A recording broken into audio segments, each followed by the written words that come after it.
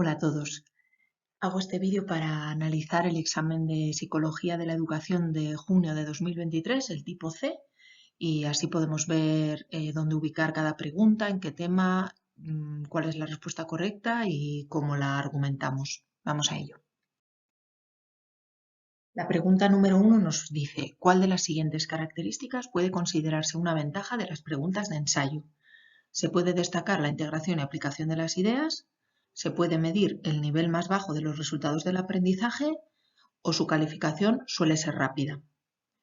Bien, pues esta pregunta la ubicamos en el tema 10, en concreto en la página 315, donde podemos ver dos recuadros a la derecha que nos indican las fortalezas y las limitaciones de las preguntas de ensayo. Vemos que la fortaleza número 1 es que se puede medir el nivel más alto de los resultados del aprendizaje. Por lo tanto, descartamos la respuesta B porque nos dice se puede medir el nivel más bajo de los resultados del aprendizaje. La fortaleza número 2 nos dice se puede destacar la integración y aplicación de las ideas. Aquí vemos que la respuesta A es correcta porque es literalmente la fortaleza número 2. Y bueno, descartamos también la C porque la limitación número 4 dice su calificación puede ser lenta y la C nos decía su calificación suele ser rápida.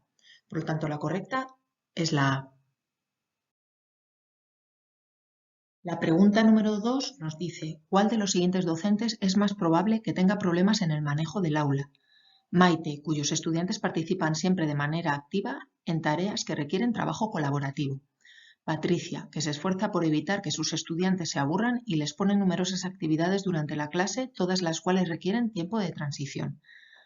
O Alfonso, cuyos estudiantes saben que tienen que realizar una cantidad importante de trabajo durante la clase que deben entregar al final. Bien, pues esta pregunta la podemos ubicar en el tema 9.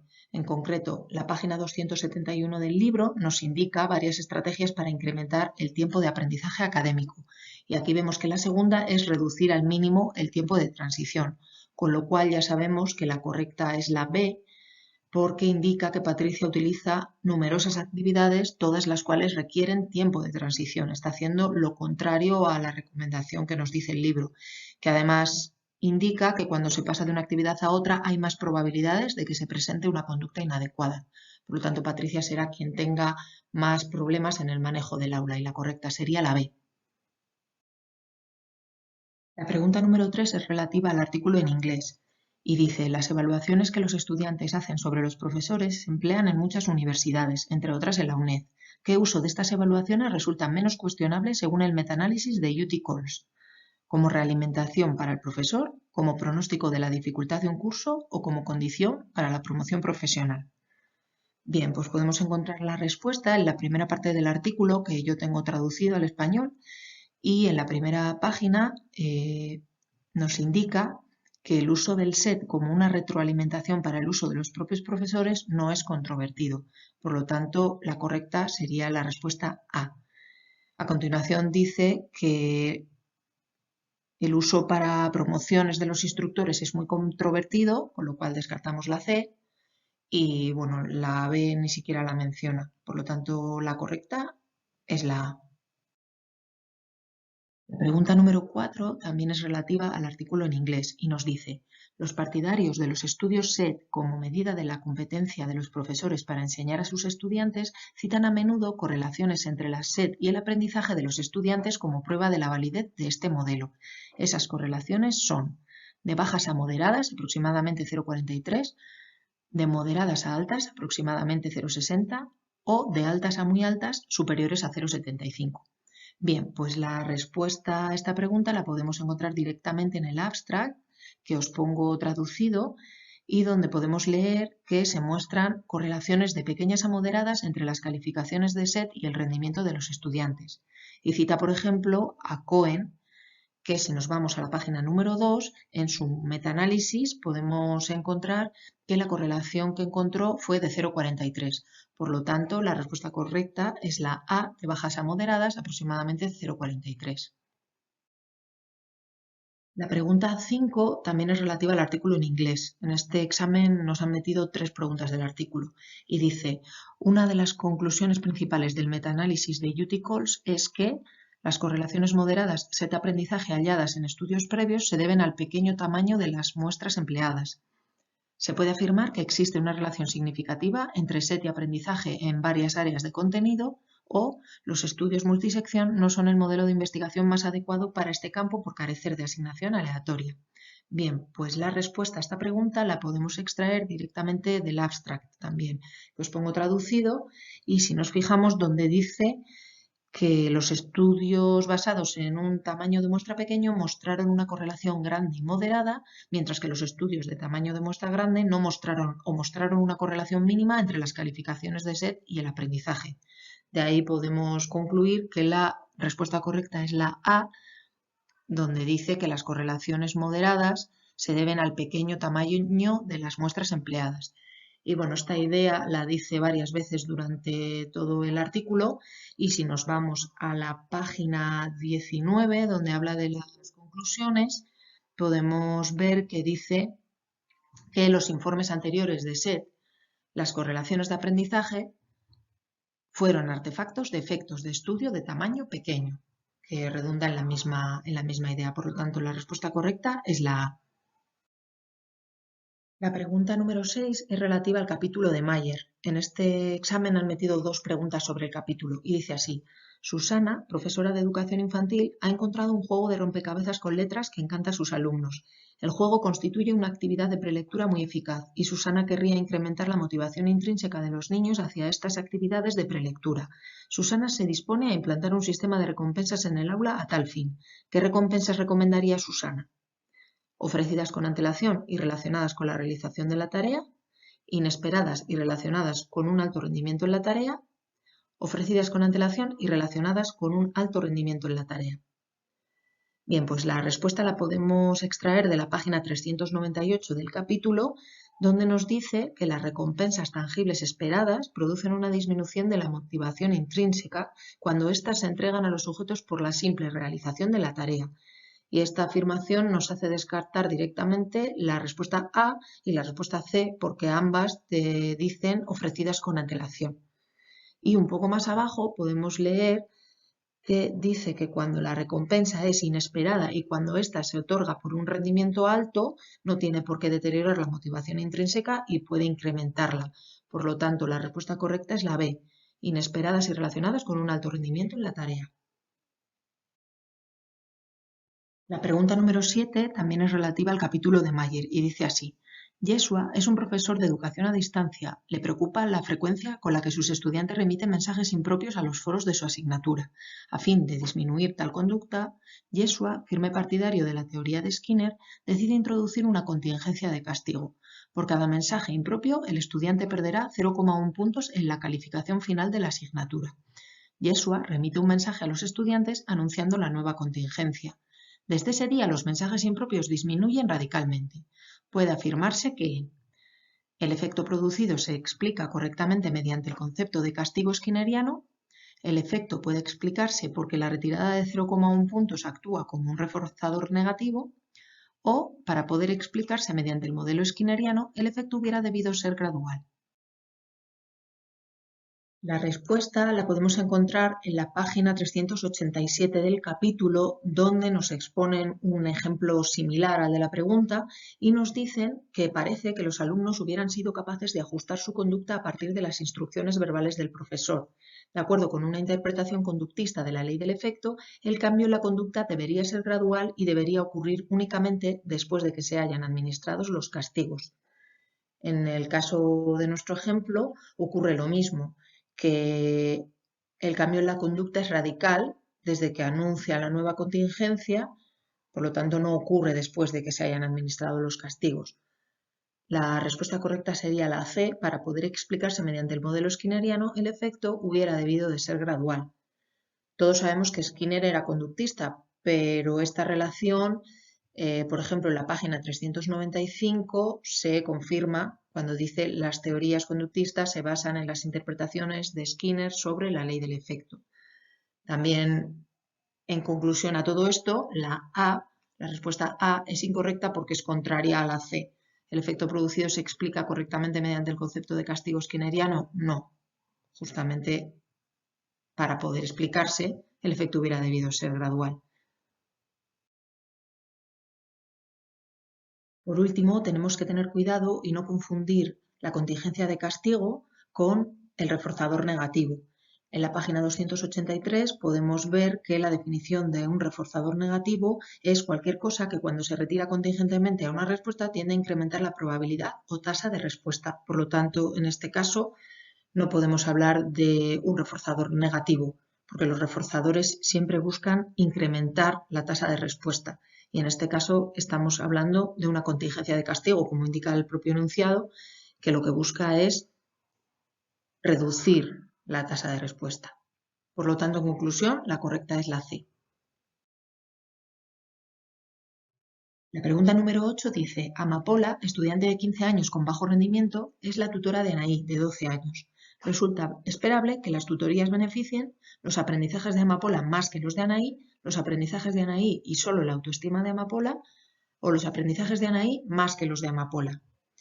Este es un ejemplo de tutoría de compañeros de diferentes edades, que está en el tema 5, en concreto en la página 137, donde nos dice que en estos casos el que enseña al otro es el mayor. Por lo tanto, Amapola, que es la mayor, enseña a Anaí, que es la pequeña. Luego dice que en algunos casos la tutoría beneficia tanto al tutor como al tutelado, en especial cuando el tutor mayor es un estudiante con bajo rendimiento. Este sería el caso de Amapola, la mayor, la tutora, que tiene bajo rendimiento. Por lo tanto, también podría beneficiarle a ella, pero nunca le beneficiaría más que a Anaí, que es la menor y es a la que va dirigida, digamos, la enseñanza en la tutoría de compañeros de diferentes edades. Por lo tanto, la respuesta correcta es la C. Los aprendizajes de Anaí se ven beneficiados en mayor medida que los de Amapola. La A, los aprendizajes de Amapola más que los de Anaí, no sería correcta. En todo caso, beneficiaría también a Amapola, pero no más que a los de Anaí. Y la B tampoco sería correcta porque los aprendizajes de Anaí y solo la autoestima de Amapola, el solo la autoestima no, también podrían beneficiarse sus aprendizajes. Por lo tanto, la correcta es la C. La pregunta 9 nos dice: Ángel ha suspendido el último examen de Geografía e Historia. Cuando su profesora le pregunta por el motivo del suspenso, él responde que se ha debido a que se encontraba enfermo el día del examen. Esto indica que Ángel atribuye su fracaso a una causa de tipo externa, inestable e incontrolable, externa, estable e incontrolable, interna, inestable e incontrolable. Bueno, este es un ejemplo de la atribución de causalidad de las tres dimensiones de Wiener y en el libro, en el tema 8, página 235, tenemos un cuadrito con ejemplos donde aparece exactamente este mismo ejemplo. Estuvo enfermo el día del examen es una atribución interna, inestable e incontrolable. Por lo tanto, la respuesta correcta es la C. Es interna porque la causa está en el actor, en Ángel. Es inestable porque no se va a mantener en el tiempo, en algún momento dejará de estar enfermo. Y es incontrolable porque él no puede controlar el hecho de ponerse enfermo. La pregunta 10 dice así: Clavelino es profesor de lengua en cuarto de primaria y está muy preocupado por colaborar en la mejora de las competencias lectoras de sus estudiantes. Lo más recomendable sería que Clavelino emplee el método de lenguaje integral, emplee el método fonético o garantice que sus estudiantes lean mucho. Esta pregunta está relacionada con el tema 6, con el punto de lectura. En concreto, si vamos a la página 156, vemos dentro del modelo de desarrollo de la lectura que los niños de cuarto de primaria estarían dentro de la etapa 3, en la que incrementan su capacidad de obtener nueva información de materiales impresos.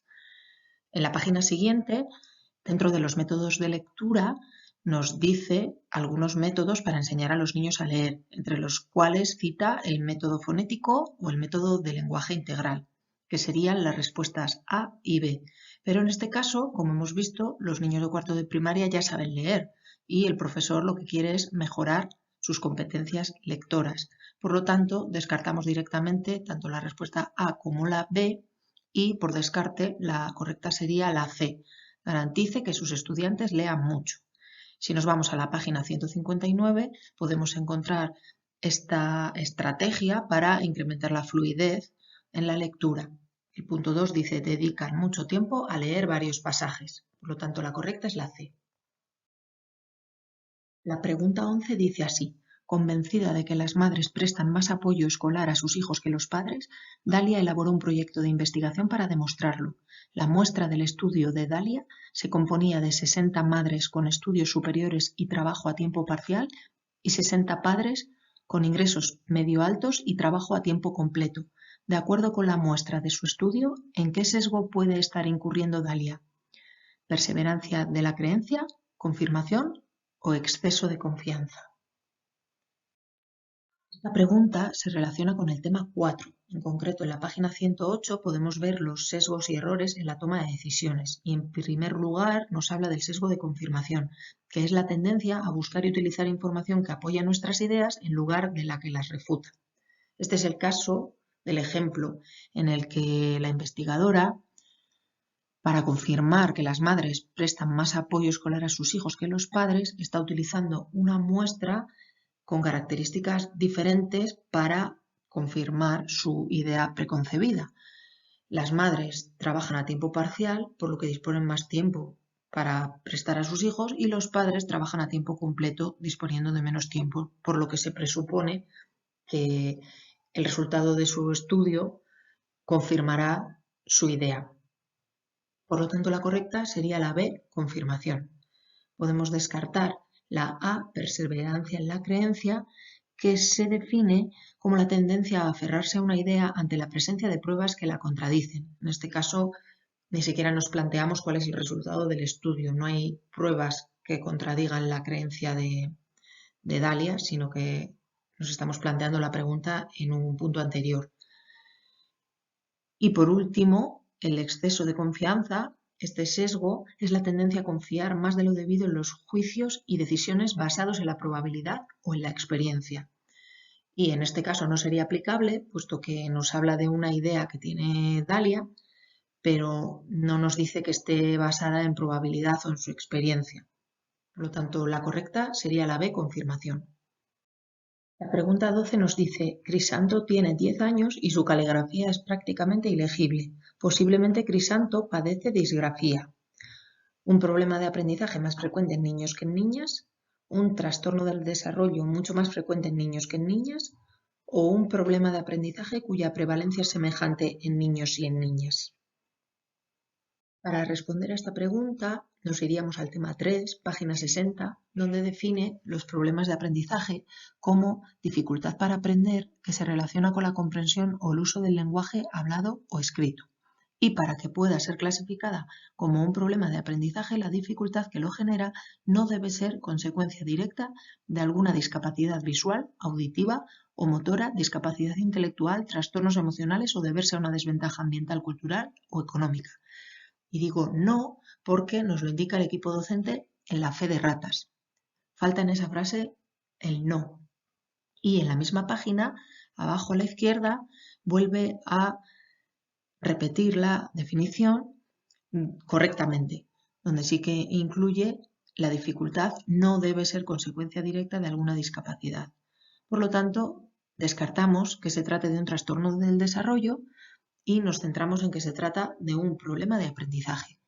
Y llegado a este punto tenemos que saber si es más frecuente en niños que en niñas o es semejante. Y la respuesta la encontramos en la página 61 cuando define la disgrafía y en la última frase dice que los niños tienen mayor déficit en escritura a mano que las niñas. Por lo tanto, es más frecuente en niños que en niñas y la respuesta correcta sería la A. La B la hemos descartado porque no es un trastorno del desarrollo y la C la descartamos porque su prevalencia no es semejante en niños que en niñas. Es mayor en niños. Por lo tanto, la correcta es la A. La pregunta 13 nos dice, Cristóbal, docente en prácticas de matemáticas, suele plantear en clase ejercicios que los estudiantes perciben como excesivamente difíciles y le comentan que no disponen del nivel de habilidad suficiente para poderlos llevar a cabo. Esto ha hecho que algunos de sus compañeros de departamento le hayan recomendado a Cristóbal que cambie de estrategia, puesto que dicha situación suele generar en los estudiantes apatía, ansiedad o flow. Esta pregunta se relaciona con el tema 8 y podemos encontrar la respuesta en la página 231 del libro. Vemos un cuadro, la figura 8.2, que nos expone el resultado de los niveles percibidos de dificultad y habilidad. En este caso, el nivel de dificultad percibido por los estudiantes de Cristóbal sería alto y el nivel de habilidad percibido por los estudiantes sería bajo.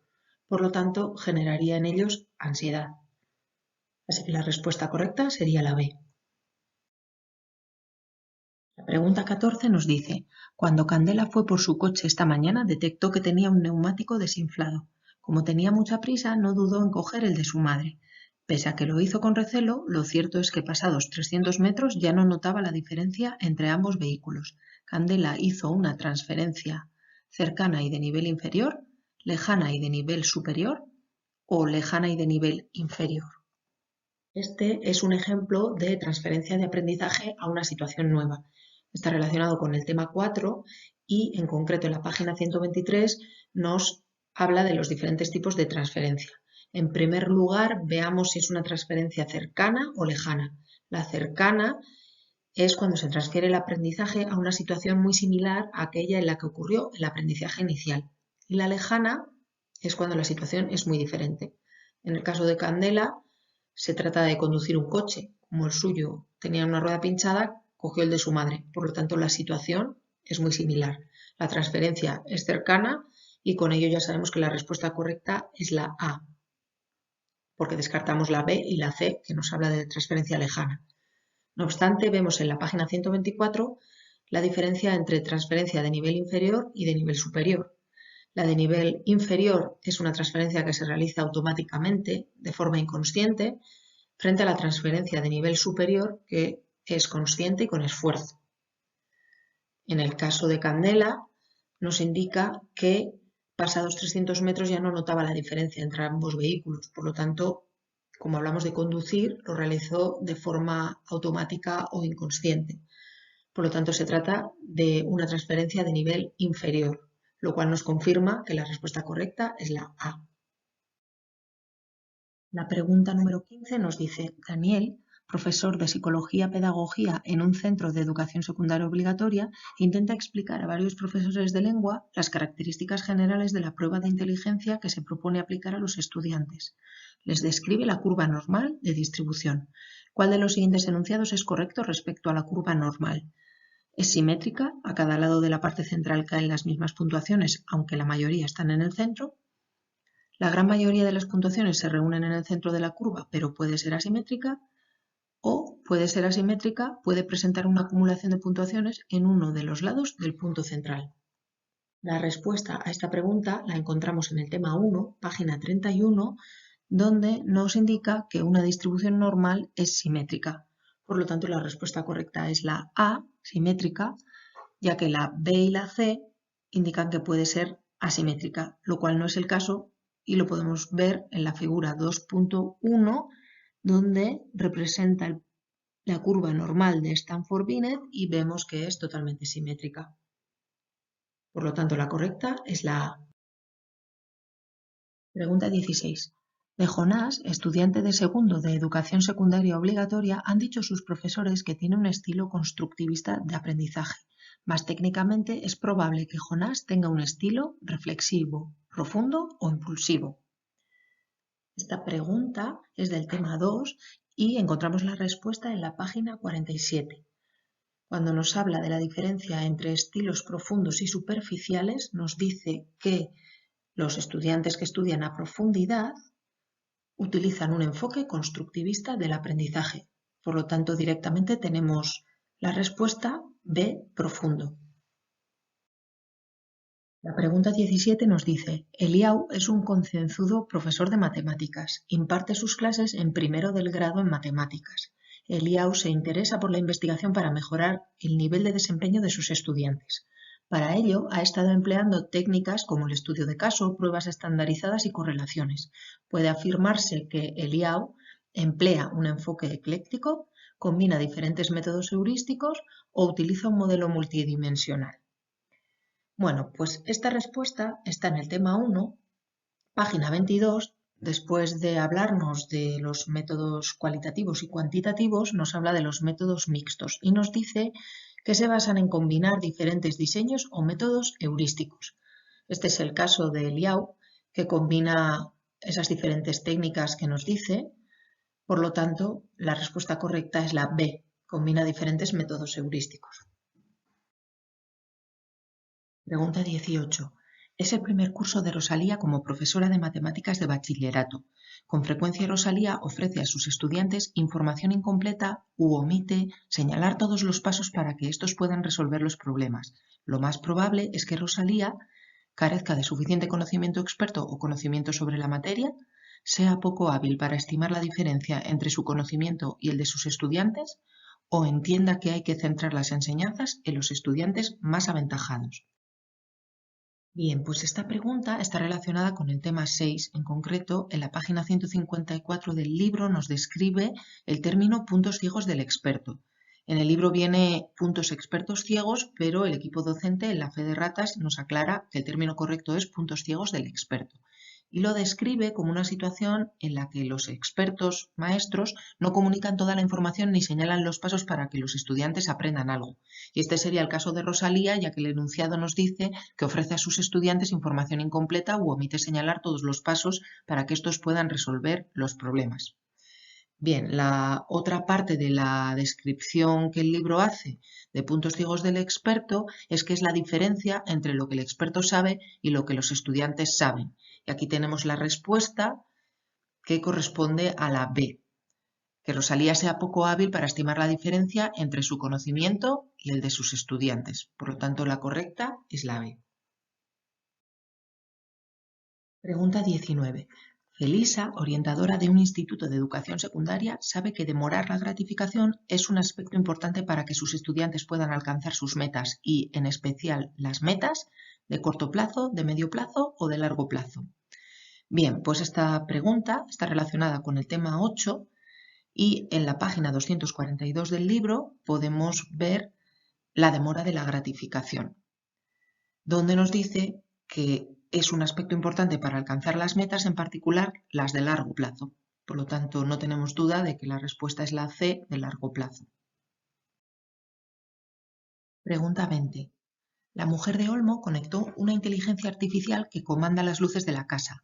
Olmo ha tardado bastante en dejar de darle a los interruptores para encender o apagar las luces, pero finalmente le ha encontrado el gusto a aquello de dar órdenes. Olmo ha tropezado con la fijación funcional, el bloqueo mental o la falta de motivación. Este es un tipo de pregunta que siempre entra en el examen de educación. Está relacionada con el tema 4, con los obstáculos para solucionar problemas. En la página 118 nos describe los diferentes tipos de obstáculos y tenemos que saber identificar este ejemplo, cuál de ellos es. Empezamos con la fijación funcional, que describe como el uso de una estrategia anterior que evita examinar un problema desde una perspectiva nueva y fresca. Frente al bloqueo mental, que es el tipo de fijación en la que se intenta resolver un problema de una manera particular que ha funcionado en el pasado. La clave está en diferenciar estos dos conceptos. A mí lo que me sirve es identificar la fijación como la situación en la que la persona no puede resolver el problema porque no se plantea, no ve más allá de lo que conoce, no se plantean nuevas formas de utilizar los objetos o de hacer una transferencia de aprendizaje. Por lo tanto, no intenta resolver el problema, no se le ocurre. En cambio, el bloqueo mental, sí, la persona sí intenta resolver el problema, pero de una forma que ya conoce, que ya le había resultado en el pasado. En el caso de Olmo, lo que nos dice es que ha tardado bastante en dejar de dar a los interruptores para encender la luz. Por lo tanto, él ha seguido resolviendo el problema de la forma que le había resultado adecuada en el pasado. Estaríamos ante un bloqueo mental. Descartamos la fijación funcional porque no se trata de que Olmo evite examinar el problema desde una perspectiva nueva. Él sigue resolviendo el problema y encendiendo la luz, pero utiliza la forma antigua, digamos, y no la inteligencia artificial que ha conectado su mujer. Por lo tanto, la correcta sería el bloqueo mental, la B. Descartamos también la falta de motivación y persistencia, ya que el libro nos dice que es cuando la persona no está motivada para usar la forma correcta de solucionar el problema, que no es el caso del ejemplo. Por lo tanto, la correcta sería la B. Pregunta 21. La ONG Por un Futuro Mejor brinda alojamiento y manutención a personas inmigrantes en situación de carencia de apoyos sociales, familiares y medios económicos, recién cumplida su mayoría de edad. El acogimiento se complementa con un proyecto individualizado de intervención encaminado a apoyar el proceso de inserción social, responsable, autónomo y emancipado de los residentes. La atención cubre un periodo máximo de 3 años, de los 18 a los 21, siempre que se sigan dando las situaciones de vulnerabilidad que limiten la autonomía personal. El proyecto de inserción que ofrece Por un Futuro Mejor a los residentes implica un apoyo intermitente, limitado o extenso. Este es otro de los tipos de preguntas que siempre incluye el examen de educación. Está relacionado con el tema 3, en concreto en la página 68 tenemos la figura 3.5 con la clasificación de los niveles de apoyo. En este caso nos vamos a centrar en los 3 que se incluyen en las respuestas: intermitente, limitado y extenso. Y para diferenciarlos podemos fijarnos en 2 dimensiones. Una sería la duración en el calendario, en el tiempo de las ayudas, y otra sería la intensidad o constancia de esas ayudas. Si nos fijamos en la duración, el apoyo intermitente nos dice que es episódico o a corto plazo, es decir, sí tiene un límite de tiempo. El apoyo limitado también tiene límite de tiempo y el apoyo extenso, en cambio, no tiene límite temporal.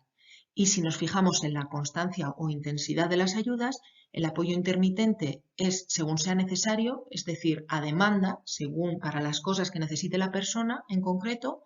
El apoyo limitado sería más intenso, relativamente constante, es decir, que no es intermitente. Y el apoyo extenso es una intervención regular, tampoco es intermitente, es constante. En el caso que nos ocupa, el enunciado nos dice que la atención cubre un periodo máximo de 3 años, por lo tanto sí se establece un límite temporal y esto es acorde a los apoyos intermitentes o al apoyo limitado, pero podemos descartar el apoyo extenso que no tiene límite temporal. Y respecto a la constancia o intensidad, el enunciado nos dice que la ayuda se dará siempre que se sigan dando situaciones de vulnerabilidad. En ningún momento nos dice que sea una ayuda según sea necesario, es decir, no es una ayuda a demanda de los usuarios, sino un apoyo constante mientras se den esas situaciones. Por lo tanto, descartamos el apoyo intermitente, que es según sea necesario, y nos quedaríamos con el apoyo limitado, que son apoyos relativamente constantes, no son intermitentes. Por lo tanto, la correcta sería la B. La pregunta 22 nos dice: las recompensas que aportan a los estudiantes información sobre el dominio aumentan la motivación intrínseca, aumentan la motivación extrínseca o disminuyen la motivación intrínseca.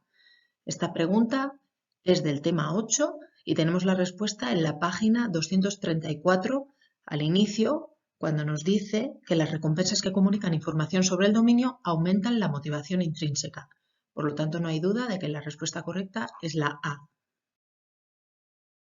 La pregunta 23 nos plantea: Manuel es un estudiante de 11 años que no agrada mucho a sus compañeros. Lo suelen molestar por su aspecto, por su ropa, por su falta de coordinación y autorregulación emocional. La mayor parte del acoso o bullying que sufre tiene lugar en el patio, durante el recreo. Las bromas suelen hacer que Manuel acabe llorando y esto parece alimentar a sus acosadores.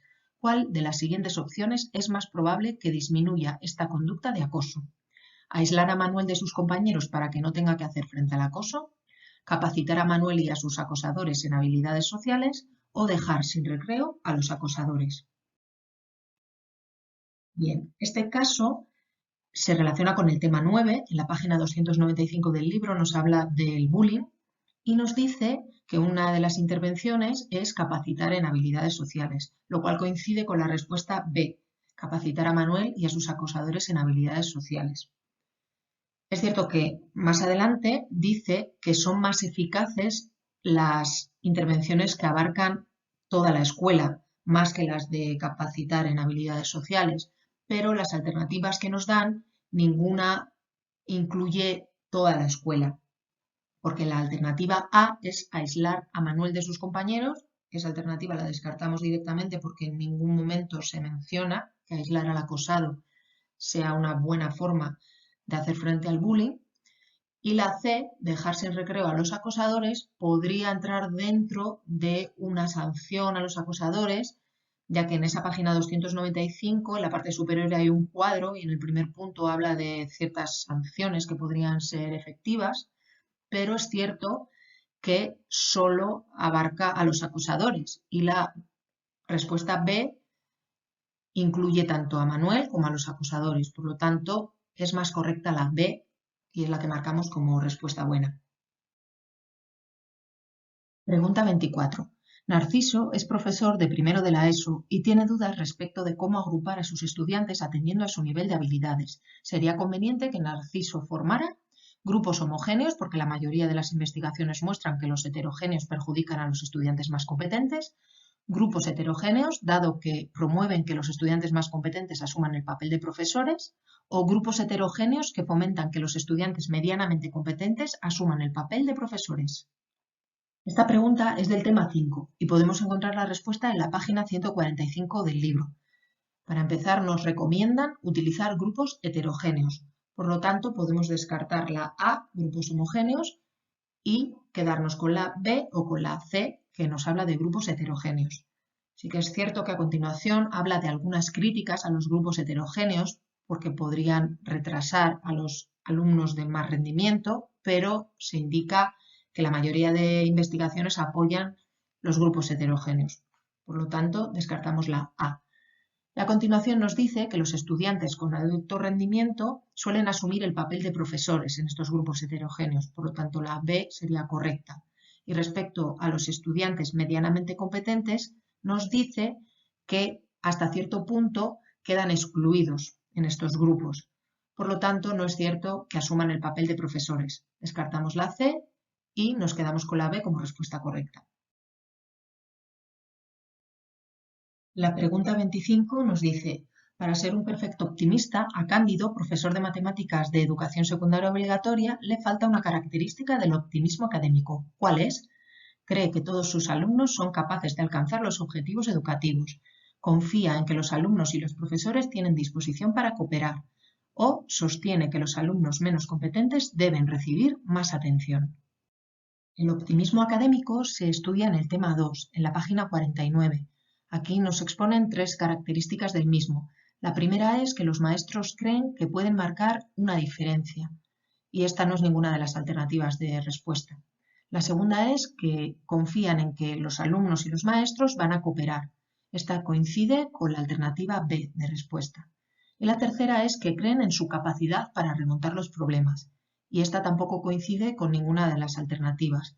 Descartamos la A porque cree que todos sus alumnos son capaces de alcanzar objetivos educativos, no se menciona como característica del optimismo académico, y sostener que los alumnos menos competentes deben recibir más atención tampoco se menciona. Por lo tanto, la única característica que le puede faltar a Cándido es la B, que sería la respuesta correcta. La pregunta 26 nos plantea, Saturnino es profesor de matemáticas en un centro de educación primaria. Ha realizado una investigación para estimar el nivel de conocimientos matemáticos en sus alumnos de sexto al empezar el curso. Para ello, ha empleado una prueba estandarizada. ¿Qué tipo de investigación ha realizado Saturnino? ¿Descriptiva, correlacional o experimental? Esta pregunta es del tema 1, de los métodos de investigación. El libro nos plantea 3 métodos de investigación, la descriptiva, la correlacional y la experimental, y en concreto los test estandarizados están dentro del desarrollo de la investigación descriptiva. Por lo tanto, la respuesta correcta es la A.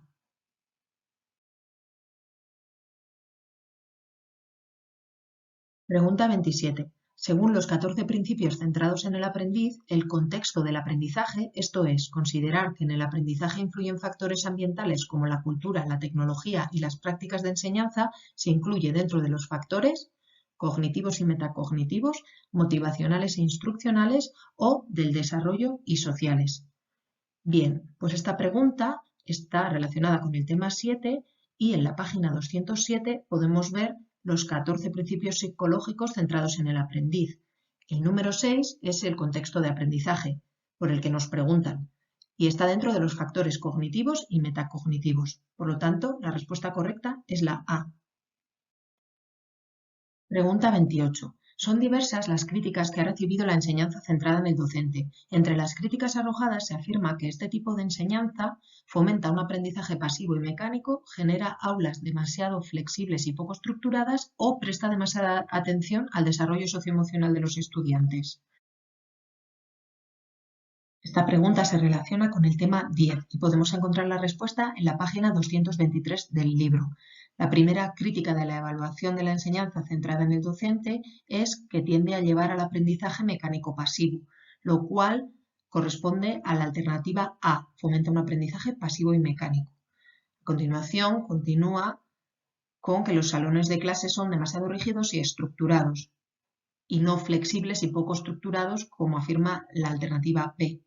Y por último, a una atención inadecuada al desarrollo socioemocional y no a prestar demasiada atención, como afirma la alternativa C. Por lo tanto, la respuesta correcta es la A. Pregunta 29. Uno de los procedimientos de acceso a la aplicación para la presentación de la declaración de la renta requiere indicar el resultado de la casilla 505 de la declaración del año anterior. Este procedimiento para entrar a la aplicación implica un algoritmo, un heurístico o un análisis de medios y fines. Esta pregunta se relaciona con el tema 4. En la página 117 podemos ver estas tres estrategias de solución de problemas para elegir la más acorde con el ejemplo. Una sería el algoritmo, que garantiza la solución del problema. Otra sería la heurística, que sugiere la solución pero no garantiza que funcionará. Y otra sería el análisis de medios y fines, que identifica el fin, evalúa la situación y hace lo necesario para reducir la diferencia entre las dos condiciones. En el ejemplo, para entrar en la aplicación de la declaración de la renta, tienes que introducir un valor de la declaración del año anterior y esto garantiza la solución del problema. Introduciendo ese valor, entras en la aplicación. Por lo tanto, se trata de un algoritmo. La respuesta correcta es la A. Y por último, la pregunta 30. Vicente es docente de matemáticas y va a comenzar a diseñar un análisis de tareas como herramienta de planeación centrada en el profesor. Sabe que este análisis debe llevarlo a cabo en 3 pasos básicos. ¿Por cuál de ellos debería empezar? Por disponer de todos los componentes de la tarea en el orden en que debe llevarse a cabo, determinar qué habilidades o conceptos debe poseer el estudiante para aprender la tarea, o hacer una lista de los materiales para realizar la tarea como papel, lápiz y calculadora. Esta pregunta se trata en el tema 7, en la planeación de la clase centrada en el docente, y en concreto en la página 196 se exponen los 3 pasos para diseñar un análisis de tareas. El primero es determinar qué habilidades o conceptos debe poseer el estudiante para aprender la tarea, por lo cual la alternativa correcta es la B. Bien, y por último podemos ver el número de preguntas que han entrado de cada tema. Aquí vemos que han entrado 4 preguntas del tema 4 y 4 del tema 8, 3 preguntas del tema 1 y del artículo en inglés, y del resto de temas y del capítulo de Mayer han entrado 2 preguntas de cada uno. Y hasta aquí este vídeo. Espero que os haya gustado, espero que os haya servido para estudiar, para repasar, para aclarar alguna duda. Y si os ha gustado, pues me podéis dejar algún comentario, si os interesa que haga algún vídeo más comentando algún otro examen, y suscribiros. Así que un saludo a todos y gracias por haber visto el vídeo hasta el final.